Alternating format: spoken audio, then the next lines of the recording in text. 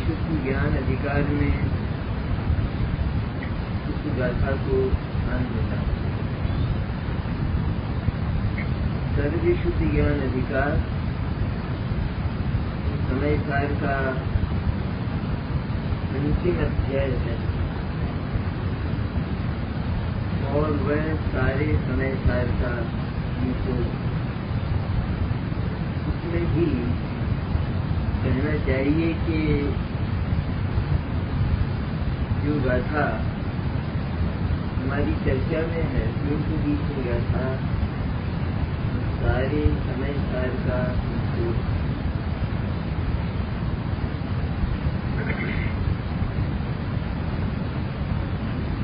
प्रकरण मुख्य यह है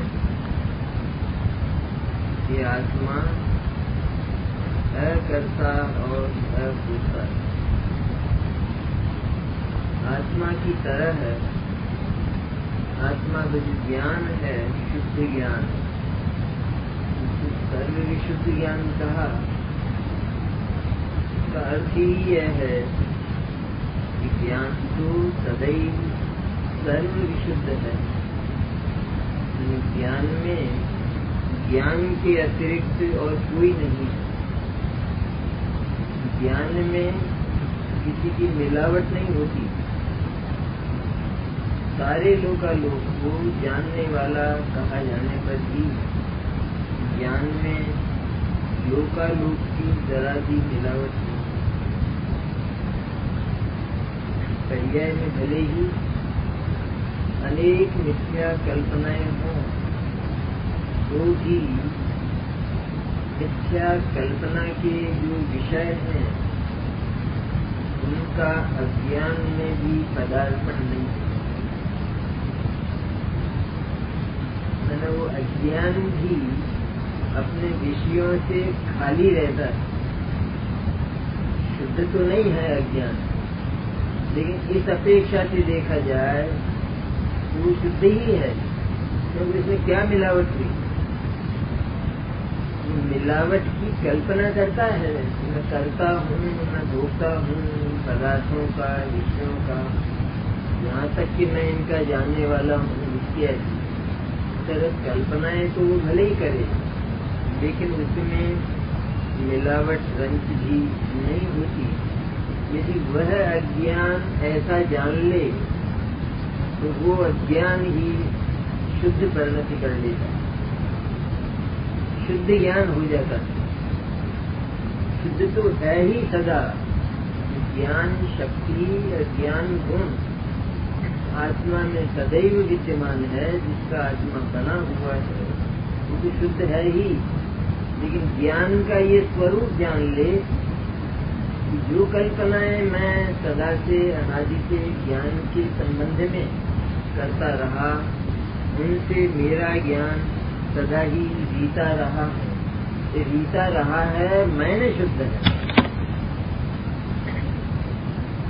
इसलिए आत्मा और आत्मा के साथ जो ज्ञान सदा से ही है, ज्ञान गुण, ज्ञान शक्ति, वो शुद्ध है। एक बात तो गाथा ये कहती, उससे बदली बात और कहती, जिसने ऐसा जाना, ज्ञान ने ऐसा जाना कि मैं सदैव शुद्ध हूँ, मैं सदैव शुद्ध हूँ, अथवा मेरा चैतन्य सदैव शुद्ध है, इसमें रंच मात्र भी अशुद्धता नहीं है, ऐसा जानता हुआ जो ज्ञान परिणित हुआ वो भी अकर्ता और अकर्ता है और अभेद। गाथा सुंदर है क्योंकि चैतन्य की चर्चा की ये पराकाष्ठा और इसको सुनकर चित्त अत्यंत प्रसन्न होना चाहिए, क्योंकि जीव को अकेले में मन नहीं होता, तो सदा ही संग चाहता है। संग के बिना ऐसा अनुभव करता है कि अकेले में क्या करें। सबसे पहला प्रश्न उसके सामने रहता है कि क्या करें अकेले बैठे बैठे। अकेला है, मैंने ये जो अकेला है ये महारमणीय है। ये इसमें अनंत काल तक भी भ्रमण करे,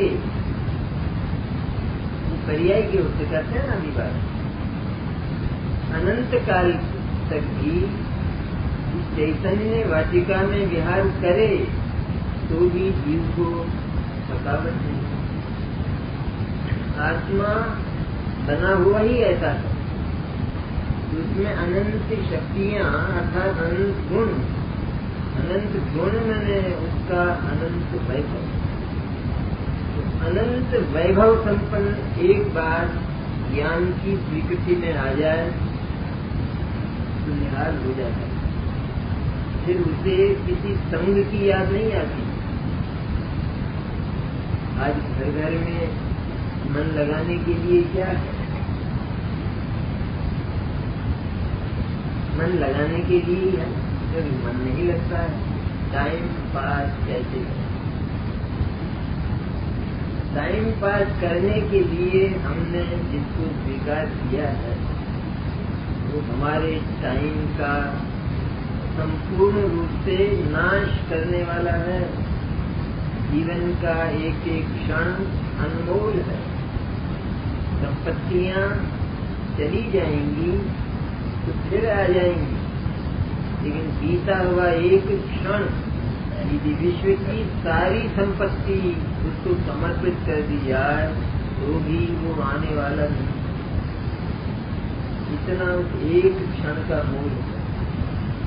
इसलिए अकेलापन ही सुंदर है, ऐसा पहले ही आचार्य समय सार को प्रारंभ करते ही कह आए। एकत्व ही सुंदर है, एकत्व ही सृष्टि का विधान है। सृष्टि में अकेलापन ही है। हमारा धर्म दिगंबर कहलाता है। हम सोचते हैं कि संप्रदाय का दिगंबर भी एक अलग वर्ग है, तो ये सोचने का संकोच है। नैरो माइंडेड लोग मैंने ऐसा सोचते हैं, तो जिनका व्यापक है चिंतन, वे क्या सोचते हैं? ये सारी सृष्टि दिगंबर है, ये हम कहते हैं, इसलिए हमारा धर्म दिगंबर।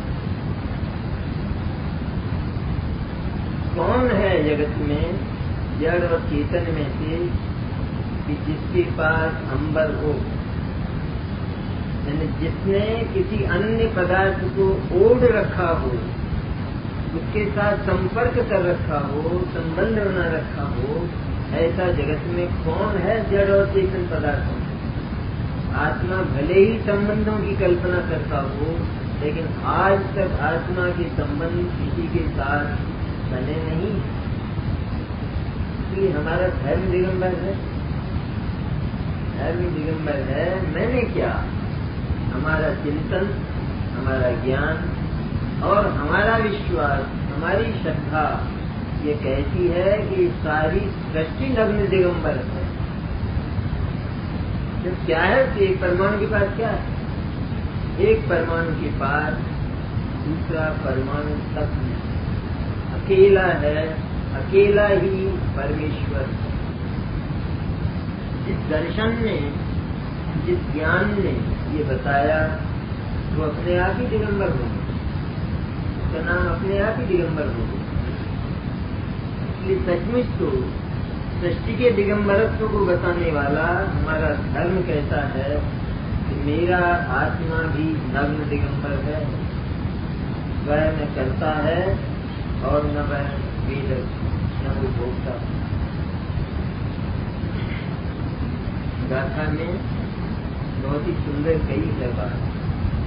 गाथा की प्रेरणा यह है, आत्मा का यह जो इतना सुंदर विवेचन है, वैभव है उसके पास। हमें जो जगत का वैभव दिखाई देता है होगा वो वैभव, यदि जगत के पास ऐसा वैभव है तो फिर आत्मा जीता होगा। कुदरत के इस निष्पक्ष विधान में आत्मा जीता होगा। ये तो हम अनुमान से ही नहीं, कल्पना से भी ये बात सिद्ध कर सकते। और हमें स्वीकार करना चाहिए, यदि उद्गल इतना रमणीय हो सकता है कश्मीर की घाटी जैसा, तो आत्मा रमणीय नहीं होगा, वो खाली ढोल होगा केवल। ये बात कल्पना से भी सिद्ध नहीं होगी। इसलिए जैसे जगत के उज्जवल धर्म अधर्म आकाश और काल, ये सबके सब रमणीय पदार्थ हैं, अपने में ही इनका रमण है। सबका अनुभूतिमय है, ये ज्ञान की अनुभूतिमय नहीं, लेकिन हर अचेतन पदार्थ भी अनुभूतिमय है। अनुभूतिमय है, मैंने अपने स्वरूप को सदा ही लेकर बैठा है, उसी में गर्क है, उसको कभी छोड़ता नहीं। इस तरह रमणीय आत्म तत्व एक वाटिका की तरह, जिसमें अनंत गुणों के पुष्प खिले, सुरभित सुगंधित पुष्प हैं। हमारा कोई प्रश्न हो तो उसके सारे उत्तर आत्मा के पास। आत्मा में ये होगा या नहीं? आज हमारे सारे प्रश्नों का उत्तर यह है कि आत्मा में सब कुछ है जो तुम चाहते हो। खाने को कुछ ये है उसके पास, पीने को रस ये है उसके पास। ये रस चाहिए ना, रस से जो पहले से ही प्लावित है जिसकी बुद्धि आम के रस से, तो उस रस की बात पहले करेगा। तो आत्मा के पास है या नहीं कुछ ऐसी चीज कि जिसे मैं सदा पीता रहूं, ऐसा कोई शीतल पेय वो आत्मा के पास है या नहीं? है आत्मा के पास। विहार करना है मुझे वाटिकाओं में, तो विहार स्थल है या नहीं? कि ऐसा चैतन्य विहार है कि जहाँ विहार करते करते ये कभी थकान नहीं होगी। तेरे मुंह से ये नहीं निकलेगा कि अब तो चले, क्योंकि हो चुका। ऐसी रमणीय वाटिका आत्मा है। एक बार ये बात विश्वास में आए, इसके बिना कुछ होने वाला नहीं। सब कुछ जगत को दे दिया गया हो और आत्मा खाली रखा गया हो, ऐसा तो कोई इस सृष्टि का बनाने वाला हो तो हो सकता है पक्षपात, लेकिन जो अपने अवलंबन पर बनी हुई सदा से अनादि अनंत सृष्टि है, उसमें ये पक्षपात नहीं हो सकता। इसलिए रमणीय तत्व है आत्मा। यहाँ से इतना तक इनकार किया कि उसे किसी भी कर्म और किसी भी भोग की जरूरत नहीं। मैंने वो भोगमय है आत्मा, सदा ही अनुभूति स्वरूप है वो आत्मा, उसे किसी अन्य अनुभूति की आवश्यकता नहीं। लोक में भी लोग किसी भौतिक तत्व पर आकर्षित हो जाते तो उनका कितना मन लग जाता है अकेले में। अकेलेपन को दूर करने के लिए किसी एक जगत के रमणीय तत्व को स्वीकार कर लें तो कहते हैं मेरा टाइम बीत जाता है। तो कैसे रहते होंगे आप अकेले कि मेरा समय बीत जाता है। मेरे पास एक ऐसा साधन है कि जिसमें मुझे प्रति क्षण आनंद आता है और मेरा पूरा समय आनंद में बीतता है। पर हमें यह कहने में गर्व नहीं होता, मतलब ऊंचा नहीं होता। मेरे पास भी एक ऐसा रमणीय तत्व है कि जिसमें मुझे अकेलापन अर्थात दुख महसूस नहीं होता। अकेलापन को आनंद की वस्तु है। ये अंग्रेज कवि ने ऐसा कहा। तो वो जो विशेष प्रकार का फूल था वो ये उसे बहुत अच्छा लगता था। वो जब अकेला रहता था, किसी चिंतन में भी रहता था अथवा खाली मस्तिष्क रहता था, तो केवल वो पुष्पों का जो प्यार है वो उसको आनंदित करता रहता है, ऐसा वो बोला। आत्मा ऐसी पुष्पवाटिका नहीं। उसके फूल का नाम था डैफोडिल, और उसने लिखा कि when on my porch I lie, in vacant or in pensive mood, they dance before my eager eye, which is the bliss of solitude. कि मैं जब कभी अपने पलंग पर होता हूँ, चाहे मेरा दिमाग अनेक विचारों से भरा हुआ हो अथवा मेरा मस्तिष्क खाली हो, वे मेरी आंखों के सामने झूमा करते और वह मेरे एकांत का आनंद है। ये एकांत का आनंद के संग वो कभी भी सुखदायी नहीं होता, क्योंकि जो संग है वो आत्मा की अपूर्णता का उद्घोष करता है।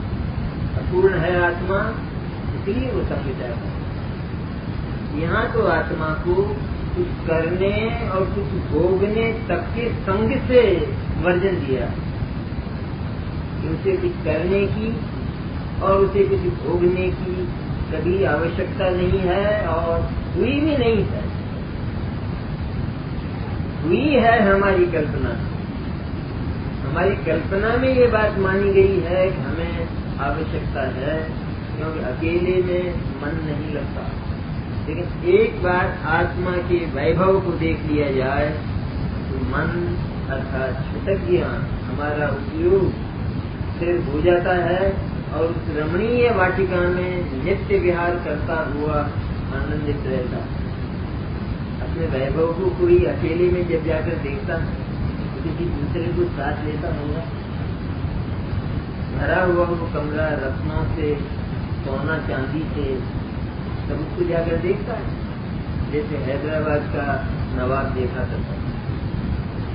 उसका नित्य कर्म था, ये श्रावक का कर्म होता है, वैसे उसका नित्य कर्म ये था। चाबियां अपने पास रहती थी और एक कमरा ऐसा था कि जिसमें रत्नों के जेब और सोने चांदी की तिल्लियां, बस वही उन्हीं से वो भरा हुआ था। बस वो प्रातः काल जाता, ताला खोलता अपने हाथ से और उसको किसी दूसरे को ले जा, अपनी बीवी को भी साथ में ले जाता। यहाँ किसको साथ लेना है? चैतन्य की जो अनंत वैभवशाली वाटिका है, जिसमें स्वर्भित फूल, हर गुण सुगंधित है, हर गुण की विलक्षण विलक्षण सौरभ है, उसका स्वाद विलक्षण है हर गुण का। और जिस समय आत्मा उस अक्षय चैतन्य रूप परिणित होता है, मैंने ज्ञान अर्थात मैं तो ऐसा सुरभित वाटिका जैसा अक्षय चैतन्य हूँ, ऐसा वेदन करता हुआ जब परिणित होता है तो अनंत गुणों का विलक्षण विलक्षण जो उनका स्वाद है वो एक रस होकर उस अनुभूति में आता है। इसका नाम अनुभूति। 10-20 चीजें मिलाकर एक पेय बनाया जाए, पीने की वस्तु बनाई जाए तो छप जाते हैं। क्या बढ़िया पेय है। या अनंत गुणों से मिलकर जो पेय बना है वो कैसा हो, कल्पना तो की जा सकती है। और एक एक गुण का स्वाद विलक्षण विलक्षण, सारे गुणों का स्वाद मिलकर मिलकर में मिलता भी नहीं और मिल भी जाता। जब गुण परस्पर मिलते नहीं मिलते हुए भी अगर उनका अलग अलग स्वाद लिया जाए तो इसका अर्थ यह है कि आत्मा कोई अखंड वस्तु नहीं, सुख सुख में है। सुख सुख में स्वाद ले तो आनंद आएगा। एक गुण का स्वाद लेने की चेष्टा सर्वथा निरर्थक होती है। उसमें एक गुण का भी स्वाद नहीं आता, बल्कि एक गुण का विकल्प होकर राग और अकुलता उत्पन्न होती है। सब्जी में नमक का अलग स्वाद ले तो मुंह खराब हो जाएगा, मिर्च का स्वाद अलग ले तो मुंह खराब हो जाएगा। और सबका मिलकर जो स्वाद आता है तो हम कह उठते हैं कितनी बढ़िया बनी है, कितनी अच्छी बनी है। तो मिलकर जो स्वाद आता है उसका नाम, उसका एक नाम आनंद है। गाथा में अब उसी बात को बड़ी ऊंचाई से आचार्य करते, दोनों बातें लाते हैं, द्रव्य की बात भी करते हैं और उस द्रव्य रूप परिणमित जो पर्याय है उसकी भी चर्चा करते हैं। 320 का था इच्छी जहेवणानम अकार्यम त अवेदयम एव ज्ञानय्य बंधमूर्खम समुदयम निज्जरम केवा। उदाहरण दिया है सबसे पहले तो एक हमारा प्रति समय बीतता हुआ जीवन का, जैसे आंख, जैसे नेत्र दृश्य पदार्थों को करता भोगता नहीं है किंतु देखता ही है। क्या काम करती है आंख? जो पदार्थ, तो उदाहरण है खाली, आंख देखती नहीं, दिखता नहीं है आंख, उदाहरण है। जैसे आंख दृश्य पदार्थ है उसके सामने वाले, उनको केवल देख लेती है लेकिन उनमें कुछ करती नहीं। आंख दृश्य पदार्थ को, उसके गुणों को और उसकी पर्यायों को बनाती नहीं है लेकिन मात्र देख लेती है, जान लेती है। उसी प्रकार ज्ञान अकारक तथा अवेदक है। इसी प्रकार ज्ञान में शुद्ध ज्ञान जो आत्मा में सदा विद्यमान है, एक अर्थ तो वो, और दूसरा ज्ञान मैं शुद्ध ज्ञान हूँ, अकारक और अवेदक। मैं शुद्ध आत्मा हूँ, ज्ञान में आत्मा, मैं शुद्ध अकारक और अवेदक चैतन्य तत्व हूँ। इस तरह अभेद से एकाकार होकर जो ज्ञान परिणमित हुआ, शुद्ध चैतन्य के साथ एकाकार होकर, शुद्ध चैतन्य की अकारक और अवेदक शुद्ध चैतन्य तत्व की अपने में स्थापना करता हुआ, अपने में उसको पसारता हुआ और स्वयं अलग हो जाता हुआ। तो जिसमें चैतन्य पसर गया उसमें स्वयं उस ज्ञान के रहने की भी गुंजाइश नहीं, स्थान नहीं है, कोई कोना खाली नहीं। वो अवेदक है और बंध मोक्ष, कर्मोदय तथा निर्जरा को जानता ही है। बहुत ऊंचाई से मिलता, आसमानी है बात एकदम।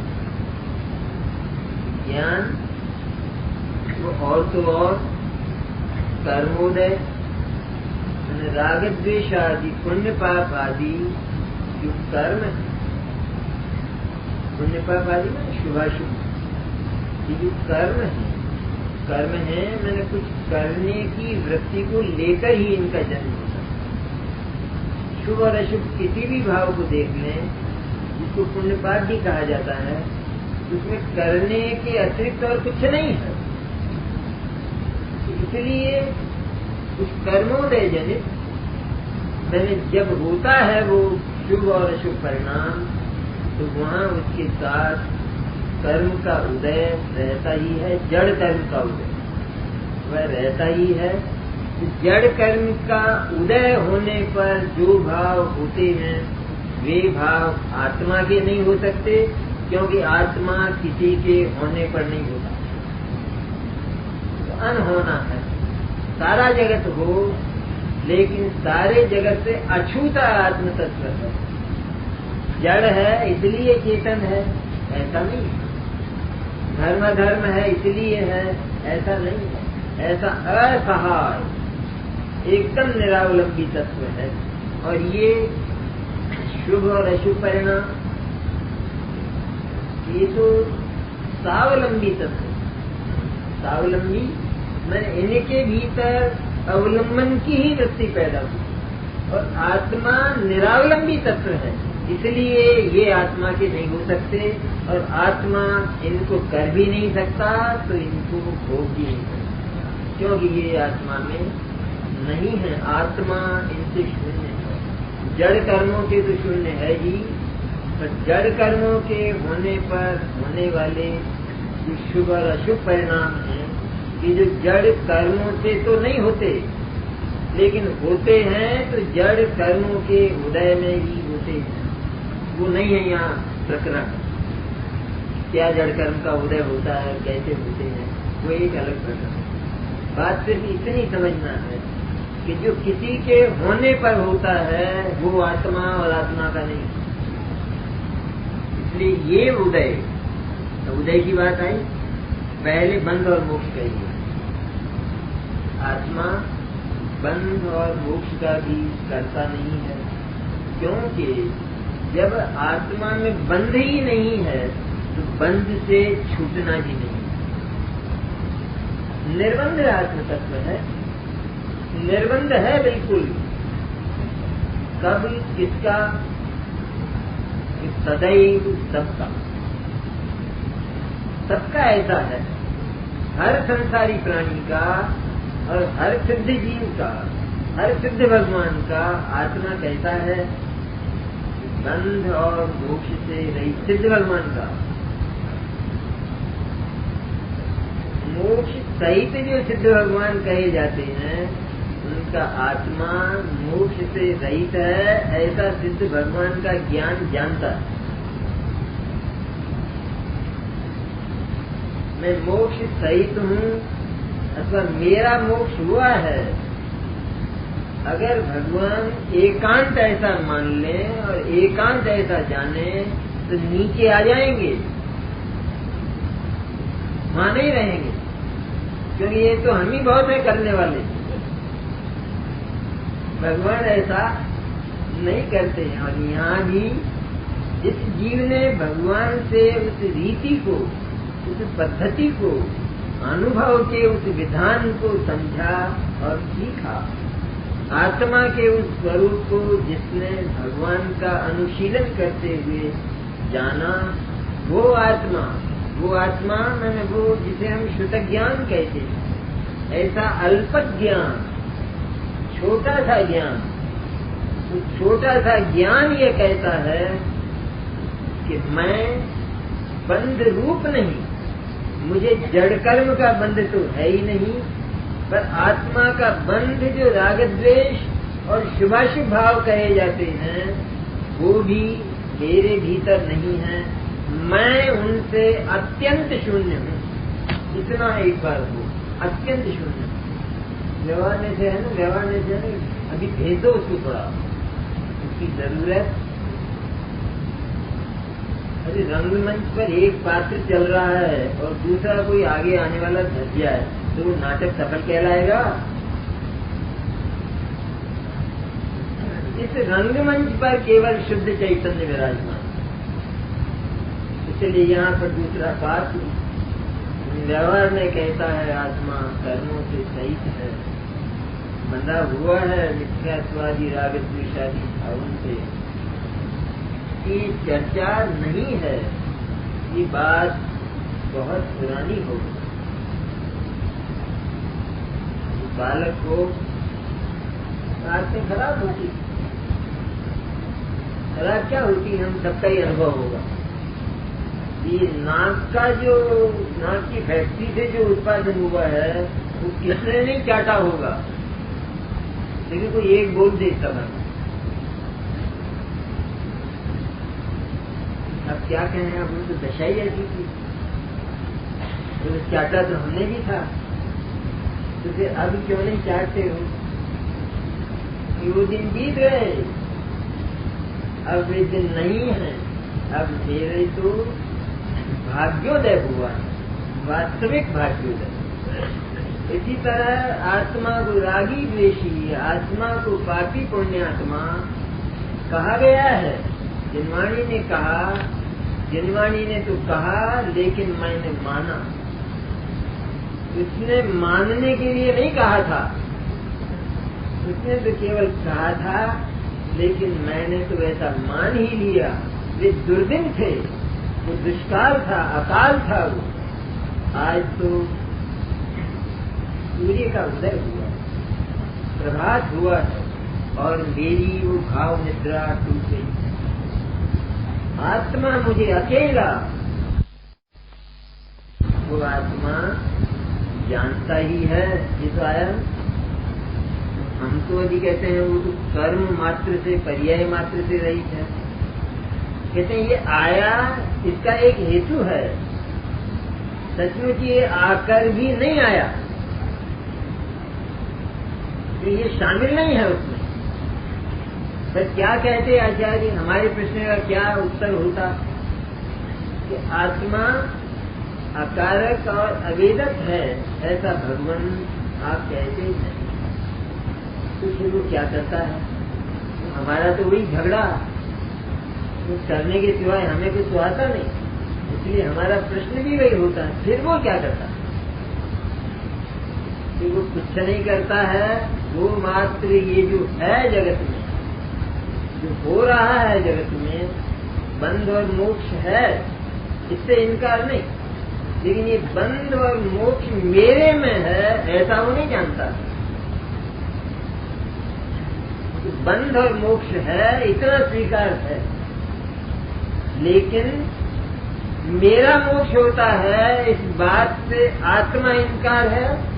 और उस आत्मिक ज्ञान परिणित जो ज्ञान है, ज्ञान पर्याय, वो इनकार है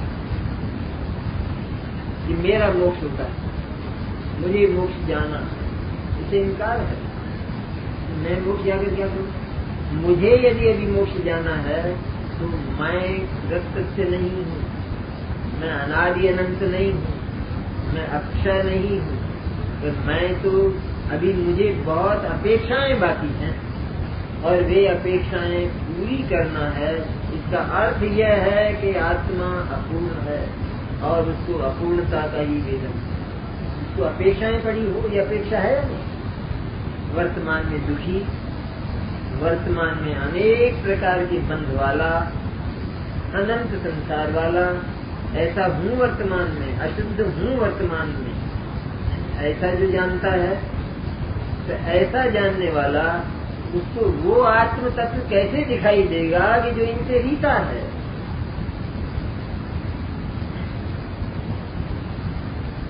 आसमानी ऊंचाई से, जैसे आसमान से आई है बात, सीधी भगवान तीर्थंकर की दिव्य ध्वनि से आई, ऐसी गाथा है जबरदस्त। समय की कहना चाहिए उत्कृष्ट गाथा। 11वीं गाथा है, 11वीं गाथा का एक चरण उत्कृष्ट चरण है समय सार।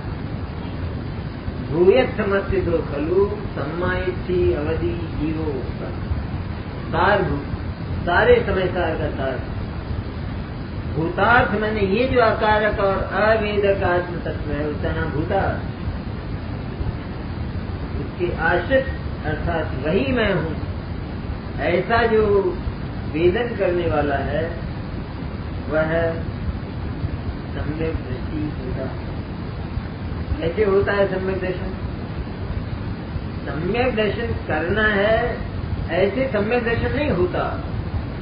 लेकिन मैं तो भूतार्थ अर्थात अकारक और अवेदक आत्म तत्व हूँ, जिसने ऐसा जाना, उस आत्मा के साथ अपने आप को अभेद करके और अपना अस्तित्व मिटाकर जिसने ऐसा जाना, वो सम्यक दृष्टि होता है। सम्यक दर्शन का उपाय पद्धति, और वही पद्धति प्रकारांतर से यहाँ दो पद्धतियां नहीं होती है, आत्मा की अनुभूति और सम्यक दृष्टि। बात सम्यक दृष्टि की चलती है, लेकिन जाति भगवान शिष्यों तक है। लेकिन है बात सम्यक दर्शन। तो सबसे पहला चरण है कि जीवन का वो जो सर्वश्रेष्ठ निधान है सम्यक दर्शन, वही तो जीव को नहीं मिला।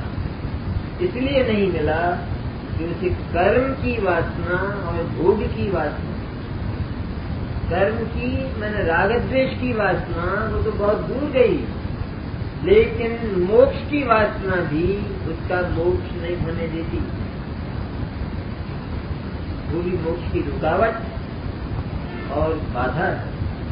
बाधा ही क्या है?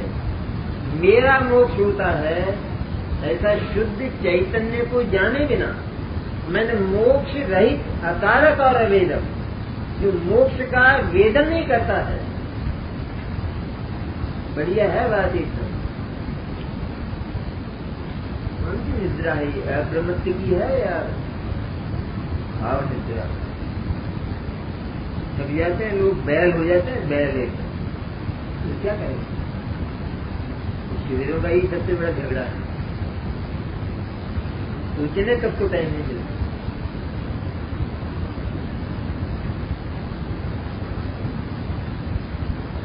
अकारक और अवेदक कहने पर एकदम चित्त प्रसन्न हो जाना चाहिए या नींद आ जाना चाहिए? दोनों में से क्या हो?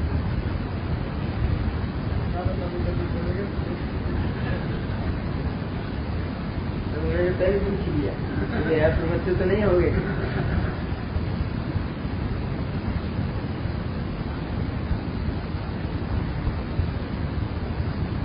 ये केवल एक समय की नहीं है चर्चा, जीवन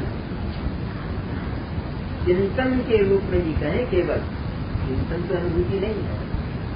चिंतन के लिए कहें तो जीवन का एक ही चिंतन हो कि मैं अकारक और अवेदक निर्भर अनुभूति हो, तो फिर तो कहने क्या। और उसी चिंतन से, उसी धारावाहिक चिंतन से, ब्रेक नहीं। ब्रेक है उसका अर्थ यह है अभी आत्मा पूरी तरह पसंद नहीं आया, इसलिए चित्त कहीं दूसरी जगह चला गया। बिना ब्रेक की बात धारावाही का है। धारावाही न जाने बोधने न, धारावाहिक बोध उसका भी समय दे दिया आचार्य ने। कहाँ अनंत काल बताया? मैंने कितना हमको आचार्य ने राहत दी है, कितने आराम की बात की है। अनादिकाल से तुम जो कुछ भी करते रहे हो और अब भी नहीं थके हो, लेकिन चलो खतरा मोल लेकर ही हम कहें जो कर लो 6 महीने के लिए, खतरा ही समझ लेना। पर ऐसा खतरा है ये, यदि तुमने मोल ले लिया तो सदा के लिए खतरे से निकल जाओगे।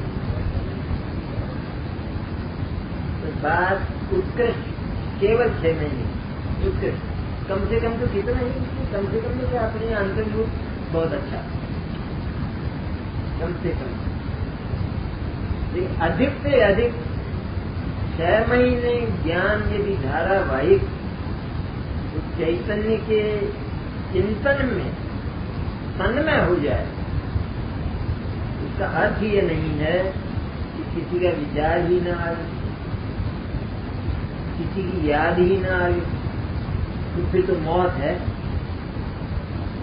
क्योंकि खाना पीना और सब व्यवसाय इसे सब खत्म हो गया। कि पहले तो इस चिंता का समाधान कर लो कि वो सब रहने वाला है और उसके बीच में ये एक मधुर धारा की तरह चलने वाला है। इसमें ब्रेक नहीं आएगा, उनमें तो ब्रेक आता ही रहा और आता ही रहेगा। तो खाने के बाद खाना जब बैठता है खाने तो निरंतर खाता ही रहे बिना ब्रेक के, ऐसा कभी होता है? व्यवसाय बिना ब्रेक के करे, ऐसा कभी होता है? वो नहीं होता। लेकिन वो सब चलता रहे, कितनी बढ़िया बात आचार्य करते, वो सब चलता रहे और उस सब में बिना ब्रेक के ये चलता रहे। तुमको पसंद है या नहीं? तुम्हारी दुकान बंद होने वाली नहीं, लेकिन सचमुच जिसको दुकान की चिंता है उसको तो ब्रेक आने वाला। इसलिए धारावाहिक ज्ञान में एक बार केवल चिंतन को साफ करके, इतना साफ करके कि मुझे तो बंध तो चाहिए ही नहीं, वो तो दुखद है, लेकिन मोक्ष से उत्पन्न होने वाला सुख वह मुझे नहीं चाहिए, क्योंकि मेरे पास उससे बहुत अधिक है। मोक्ष का सुख भी सचमुच पूछा जाए तो एक समय में बीत जाता है, दूसरे समय में नया आता वैसा ही है, पर उसका जीवन सचमुच तो एक क्षण का है। मन मोक्ष का जो सुख है वो भी वास्तव में सिद्धांत की तुला पर तोला जाए तो क्षण भंगुर।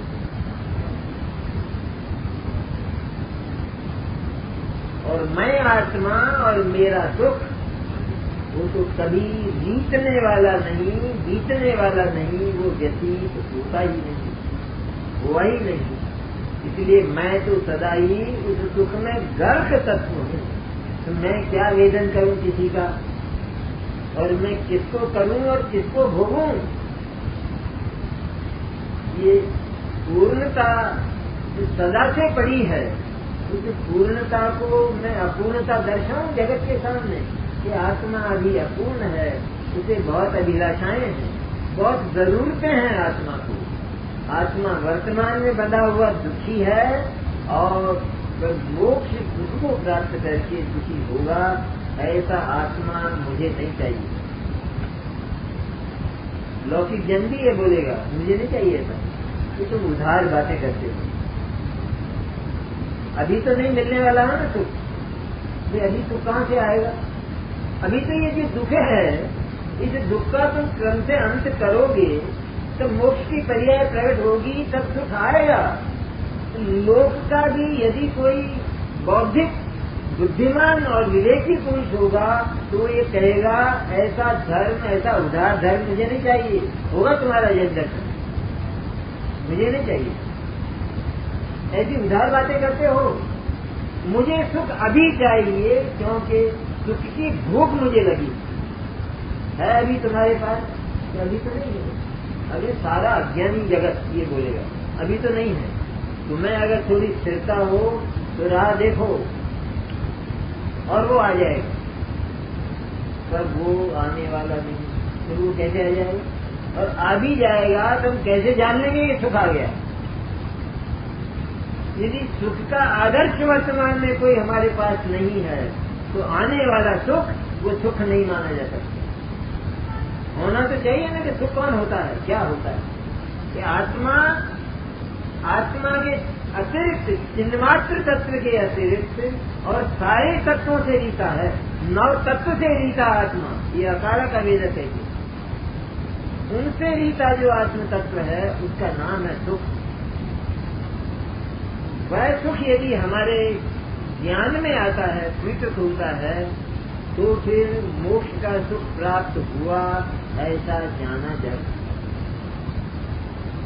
लेकिन वह मोक्ष का सुख आत्म तत्व को, चैतन्य तत्व को नहीं चाहिए।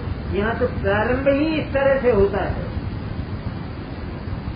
मेरा मोक्ष नहीं होता। होता तो है मोक्ष, मैं इससे इनकार नहीं हूं कि मोक्ष नहीं होता।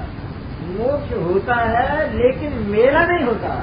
इसका नाम सम्यक दर्शन, इसका नाम आत्मानुभूति। कह सकते हैं सही बात? कितना कलेजा इसके लिए चाहिए। कलेजा नहीं पर आनंद में उछलता वगैरह। अरे सारे कर्म से, संपूर्ण क्रिया से, सारे भार से मुझे मुक्त करने वाले ये आचार्य कुंज कैसे होंगे, और कैसा इनका एक एक पल बीतता होगा। इन्हें अकारक और अवेदक मेरा मोक्ष नहीं होगा। भगवान सिद्ध क्या अनुभव करते हैं? तो उनकी करो आप बात, जिनको मोक्ष हो गया यहाँ करते हैं। सिद्ध परमात्मा की अनुभूति भी यह है, मेरा मोक्ष नहीं होता।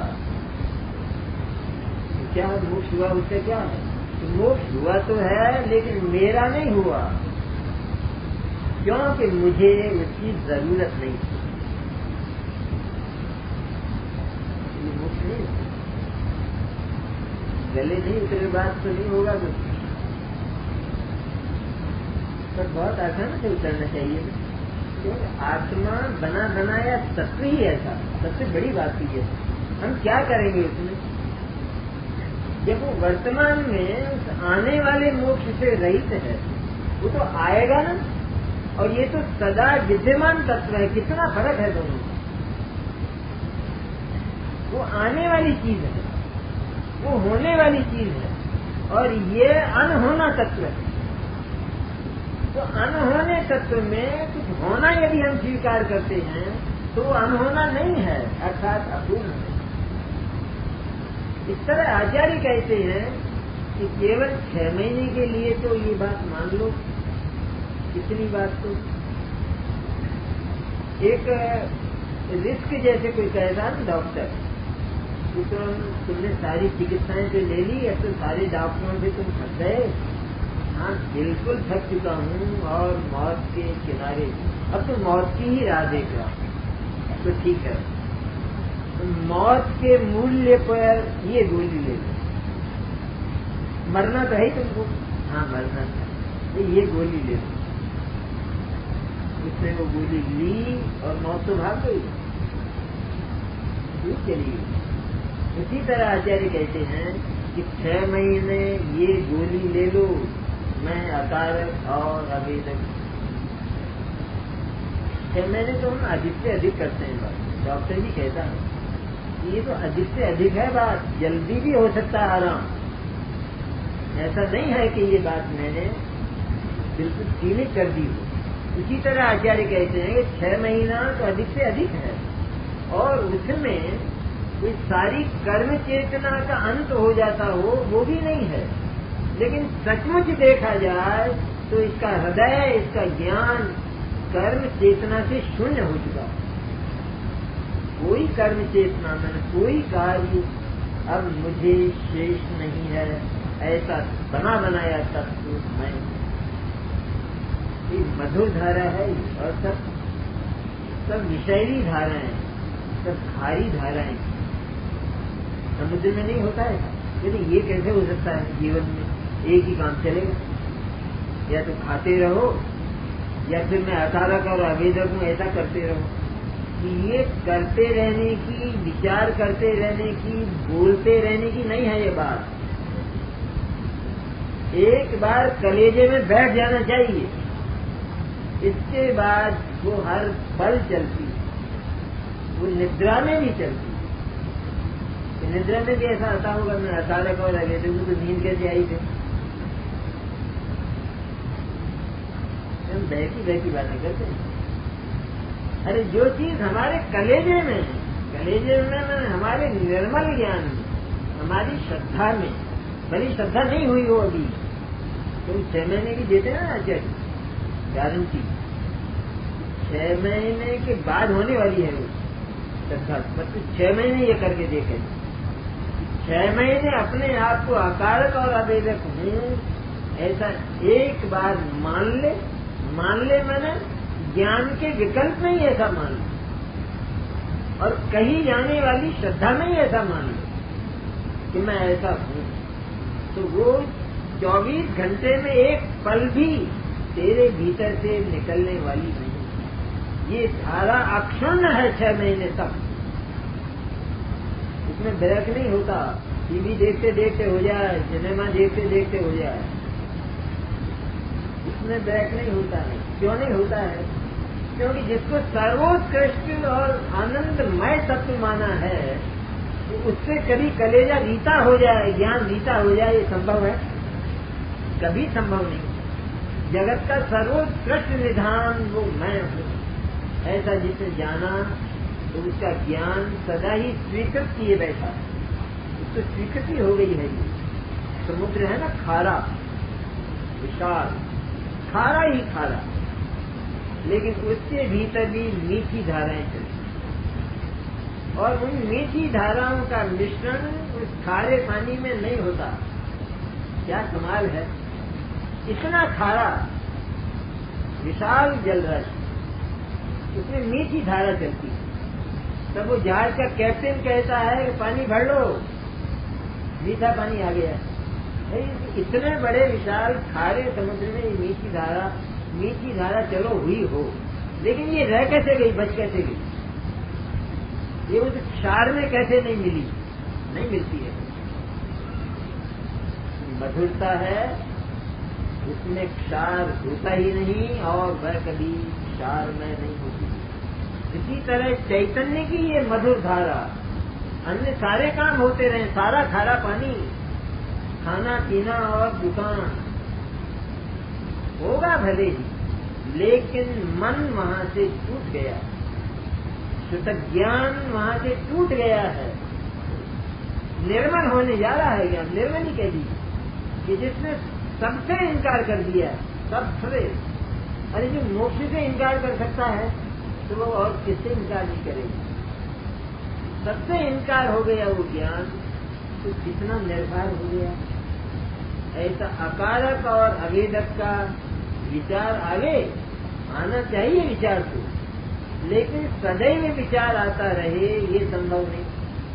और सदैव विचार नहीं आया तो उसे अकारक और अवेदक की महिमा नहीं रही, ये झूठ है बात। उसे सदैव महिमा है। जिसके पास चिंतामणि है, क्या वो सदा सोचता रहता है उसके संबंध में? क्या वो अपने घर वालों से भी बात नहीं करता? आए हुए मेहमानों का क्या वो स्वागत नहीं करता?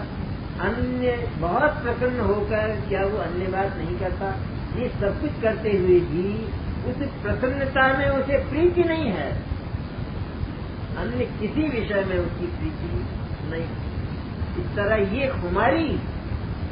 हमारी कही ज्ञान सदा 6 महीने तक एक बात सोच सके, विचार कर सके, ऐसा तो संभव नहीं है। और जो इस तरह 6 महीने तक विचार किए बिना जो धारा चल सकती है, तो उसे विचार की अपेक्षा कहाँ? इतना और सरल हो गया ना। तो हमें ऐसा लगता है कि 6 महीने तक विचार करना पड़ेगा, एक ही चिंतन। अब ये आचार्य ने ये नहीं सोचा कि 6 महीने तक हम कैसे चलेंगे, मर नहीं जाएंगे? तो वो सब मैंने सोच लिया था। ये सब होते हुए भी हमें करना क्या है? केवल कुछ करना नहीं है। ये उस अकारक और अवेदक जो शुद्ध चैतन्य है उसके बाहर ही है ये तत्व। बस इतना मात्र जान लेना है तो इनसे प्रीति टूट गई और वह उस चैतन्य में स्थापित हो गई। चैतन्य में स्थापित प्रीति कभी किसी क्षण टूटती नहीं, किसी क्षण नहीं टूटती। पत्नी बिहार नहीं जाती है, हिसाब जाती तो है, तो टूट गया और क्या टूट गया होगा? टूटता है या कैसी बहकी बहकी बातें करते हो तुमको इतना, तुमने शादी की हो तो मालूम हो, तुम तो ब्रह्मचारी बने बैठे हो। कहीं चला जाए ना, और मैं कहीं चला जाऊं, लेकिन वो जो गठबंधन है हमारी आत्मीयता का, वो कभी टूटने वाला नहीं है। इसी तरह चैतन्य के साथ जिस ज्ञान ने गठबंधन किया और अभेद होकर गठबंधन किया, तो वो धारा कभी टूटती नहीं है। निश्चित है कि वह सम्यक दर्शन और आत्मानुभूति लेकर ही उठेगी।